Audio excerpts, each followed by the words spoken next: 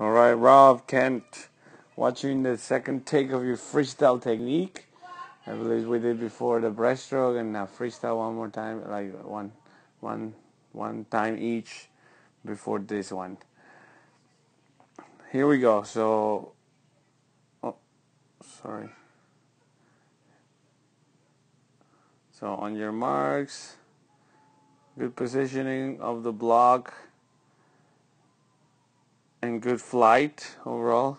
You reach a nice streamline before entering, not carrying a lot of turbulence.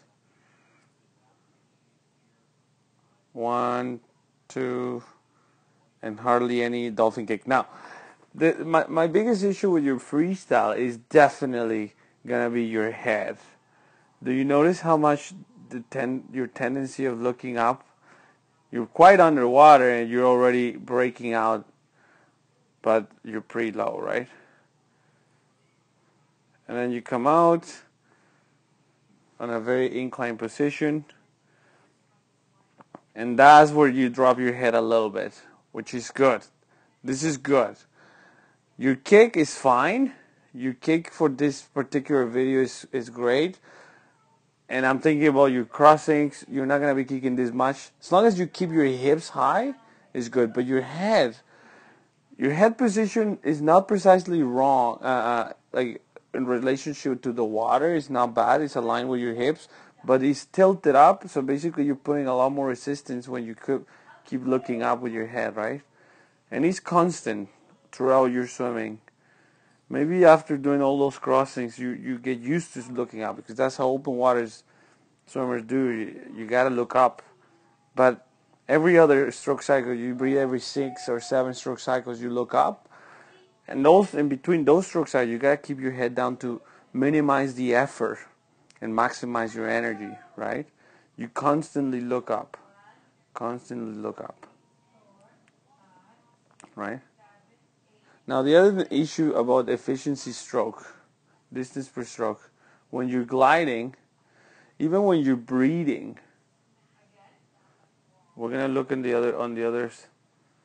Here you're not breathing with your right arm. You're pulling with your right arm. Okay. No need to look up because you're not breathing, right? You breathe with your left arm pulling, so you breathe to the right side, which is good. But here I should be able to see at least some of your head.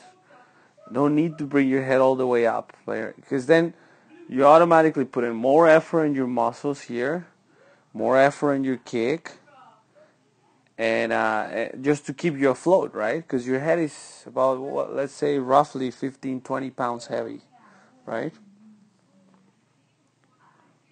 So that's a big effort that your body is undertaking on every single stroke cycle to breathe.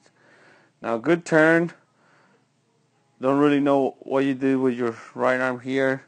Should be just going with the left arm immediately, right? It goes late, you see, comes back late, but nice streamline. And then a couple of one dolphin kick, and once again, fairly looking up, right? Now your pull is good, like it's a strong, powerful 1980s pull, which is bending elbow, going under your body. Nowadays we want like I told you before, we want to drop the fingertips, keep your elbow high rather than dropping your elbow. You see, you drop your elbow. Here at this point, you technically want to keep your elbow high and fingertips pointing to the bottom of the pool, right? And that's the reason why I ask people to go fast, because normally when swimmers go fast, they tend not to think about all these things that we talked about before. And then I catch you. Same thing with your left on your right arm, right? You drop the elbow, your fingertips go under your body, and they stop pointing to the bottom of the pool. It's better to keep your elbow high. That will allow you to pull the water that is aside of your body rather than the water that is under your body, right? That has a little more movement, right? So think about that. But then again, the biggest issue to me is you're breathing here. There's a little less gap on this side than on the other side when you're breathing. But ideally, I want to see more of your head underwater, right? So you have a lower head position more aligned with your hips, and then all of a sudden your gap almost closes to reduce the drag, right? Because here you're moving forward, right? You're moving forward, but then there's a little bit more resistance here, right? Head position is crucial, especially in long swims, right? Once again, looking up, bringing it all the way up, right? Breaking that nice horizontal position that we want to have all the time on freestyle.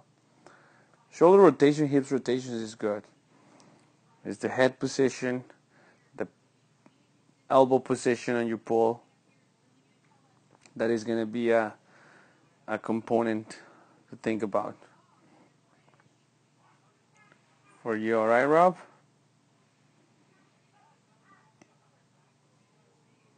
And then you finish with your head up. Here we go again. Full speed, 50 freestyle. Rob Ken off the marks, ready to go. Good streamline, head up. Gotta time that breakout a little better. You're a little too low. And remember, your head needs to stay lower, lower, lower. Your elbow needs to be higher, higher, higher. That other arm needs to be simultaneously off the wall on the turn. So elbow high, fingertips down. Don't pull under your body. Keep your head down, man. All right. Good job, man.